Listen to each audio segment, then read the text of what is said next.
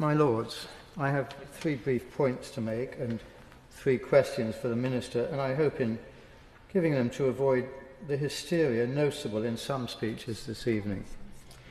My first point, this whole ETS approach is yet another failed attempt at we know best.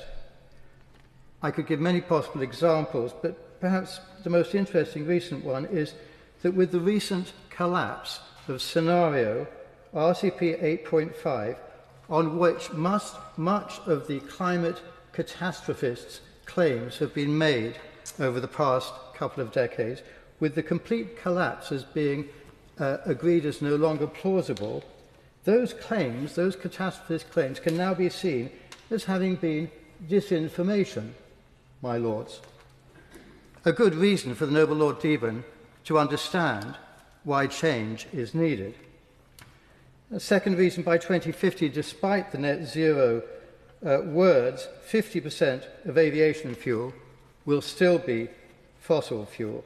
Another one, so-called clean fuels, as the noble Baroness Jones so eloquently just told us, are not at all carbon zero. So my question to the Minister, does he agree that the whole ETS scheme is built on shaky foundations and is better off abandoned? My second point, the ETS market itself is a confected artefact. The intent was to create a free market in carbon, but in fact it's all government controlled, and government control is the direct opposite of a free market. In the end, and at the moment, 100% goes to government, so it's just another tax. It doesn't reduce carbon generation, it just transfers it to another country.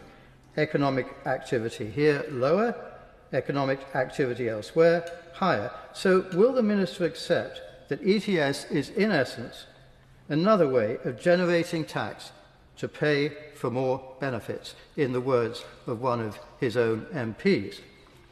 My third point, so it ends up as yet another hit to economic activity in the UK. Net zero has already hollowed out the economy. Adding ETS for aviation and shipping just worsens it. The ETS carbon price has gone from £34 to £70, so there is a cost, despite what the noble Minister claimed. Refineries have spent some £175 million on ETS. Aircraft operators, over £200 million. There is a cost to all this. Our economy does suffer, while not a dent is made in global carbon emissions. Indian airports, my Lords, recently increased their number from 74 to 164 airports, and they are adding another 50 airports. There is no ETS there, my Lords. So will the Minister agree that charging the ETS on aviation and shipping further damages our 4 remaining refineries, on whom all the only entities that incur this, manufacturing entities in the UK, further accelerating the deindustrialisation of our nation?